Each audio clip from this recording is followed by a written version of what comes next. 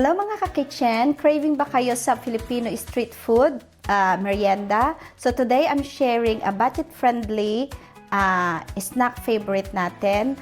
I'm gonna show you kamoteng cheesy turon or cheesy kamoteng turon. Start tayo sa ating kamote. So yung kamote, winash ko na siya. Pwede nyong i-boil or sa akin naman gagawin ko sa air fryer. Lagay lang natin ang ating, gagamitin ko pareho yung kasi marami akong kamote. So air fryer natin, dahil dalawang tray yung gagamitin ko both side, so match, and then air fryer, and start. Habang naghihintay tayo sa ating kamote na maluto, mag-slice na ako ng cheese. Yung cheese, dapat yung mga quick melt. Meron ako dito na dala ko galing Pilipinas. So, ito gagawin ko. Or any cheddar. Or mix nyo yung cheddar and mozzarella.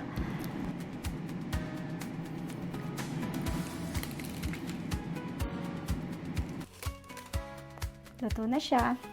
20 minutes sa air fryer.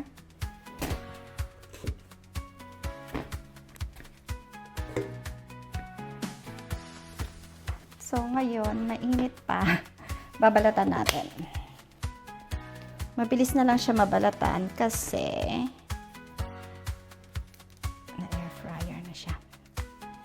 Mainit. Diba, pag na-air fryer, easy na lang siya. Nakaseparate na siya talaga.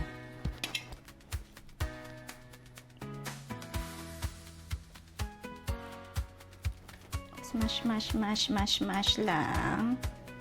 May natira pa ba?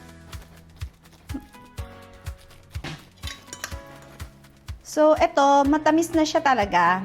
Pero lagyan ko lang ng, pwedeng lagyan ng any condensed milk. Pero lagyan ko ng ube, condensed milk. Konti lang, kasi nga matamis na siya. Or any normal na condensed milk, okay lang rin naman. Pero gusto ko lang ng something ube. So, yung ating wrapper, konti na lang. Kasi ito lang mga tira sa mga nag-spring roll. Plate.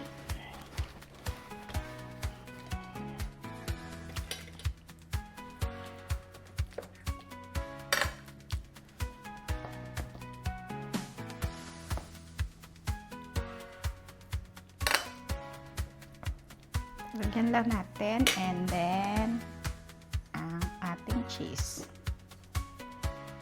Roll.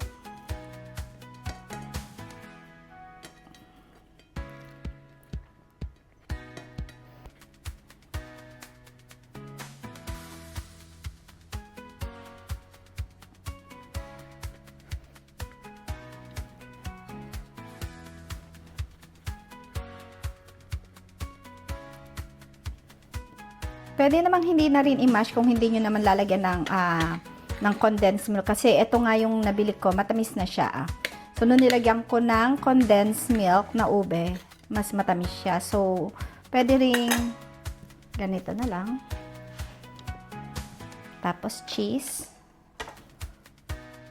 Tapos, meron akong mozzarella.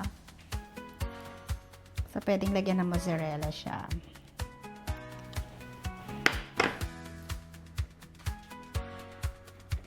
Uy, mas malaki siya. Mas mataba. Parang yung lumpiang gulay.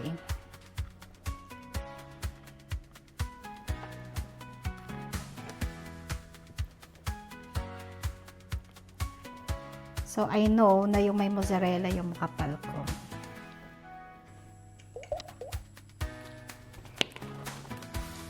Painitin lang natin yung mantika natin. So, wait lang tayo. So, kailangan painit siya ng medium heat lang. Iluto siya sa medium heat, not too hot, para lang maluto yung crispy yung balat.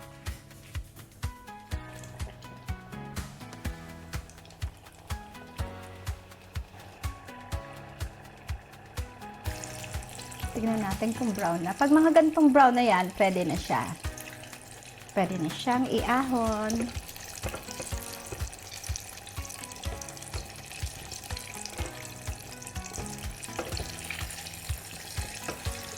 Ito yung unang batch ko na niluto.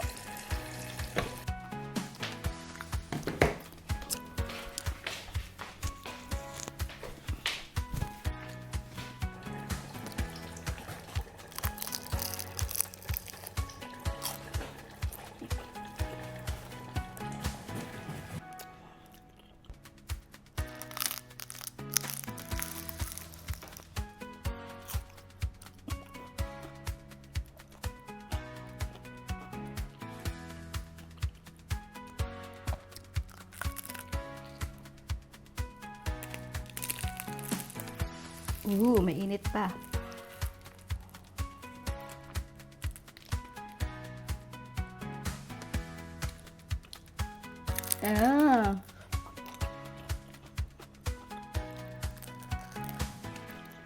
Ito na po yung ating nagawang cheesy kamote turon.